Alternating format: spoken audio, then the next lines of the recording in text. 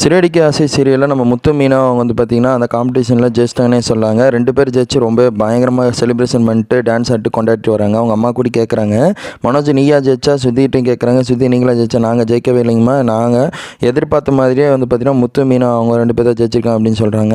என்னது முத்து மீனாவா அப்படின்னு சொல்லி ஒரு மாதிரி ஷாக்காகிறாங்க. உடனே அவங்களாம் உள்ளே வராங்க. உள்ளே வந்ததுக்கப்புறம் நம்ம அடுத்த ஷாட்லேயே வந்து பார்க்கும்போது நம்ம சுத்திரன்ட்டு என்ன சொல்கிறாங்கன்னா, நம்ம அவங்க இவங்ககிட்ட ஹஸ்பண்ட்டை கேட்குறாங்க, என்ன நம்ம குழந்தைய பெற்றுக்க முடியல, நீ என்ன பண்ணலான்னு இருக்க, நான் வேணால் வாடகை தாய் மூலியமாக குழந்தை பெற்றுக்குமா அப்படின்னு சொல்லி கேட்குறாங்க. அதையும் பண்ணிடு அப்படிங்கிறாங்க. அதேமாதிரி மனோஜ்ன்ட்டு இவங்ககிட்ட பேசின ரோஹினி வந்து மனோஜ்கிட்ட கேட்குறாங்க, இதுவரை நீ என்கிட்ட எதுவுமே மறைச்சதில்லை, ஆனால் இப்போ எதுவும் நீ மறைக்க மாட்டேன்னு நினைக்கிறேன், நீ என்ன இதில் தான் இருக்க, ஏதோ நீ உண்மையை பொய் ஏதோ மறைக்கிறியா அப்படின்னு சொல்லி கேட்டுருக்காங்க. இன்னொரு பக்கம் அந்த காசை வச்சுட்டு ஜஸ்ட்டு முத்து மீனாவும் இருக்காங்க பாருங்கள், எப்படி நம்ம வீடு கட்டலாம், அடுத்த பிளானாக என்னவா போயிட்டுருக்கா அப்படின்னு சொல்லி யோசிச்சுட்டு இருக்காங்க. இது ஒரு பக்கம் போனாலும் அவங்க அம்மாவும் அவங்க அப்பா சந்தோஷம் இருந்தாலும் அவங்க அம்மா சந்தோஷமாக இல்லைன்னு தான் நினைக்கிறேன்.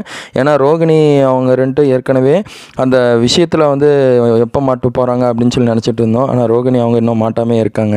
நிறைய பேர் கேட்டிருந்தீங்க, பொறுத்திருந்து பார்க்கலாம். ஆனால் சீரியல் நோக்கி போகிற கதைகள் மாறிடுச்சு. இனி இதில் சுவாரஸ்யமாக போகுதான்னு பொறுத்திருந்து பார்க்கலாம். தேங்க்யூ ஃபார் வாட்சிங் வீடியோ.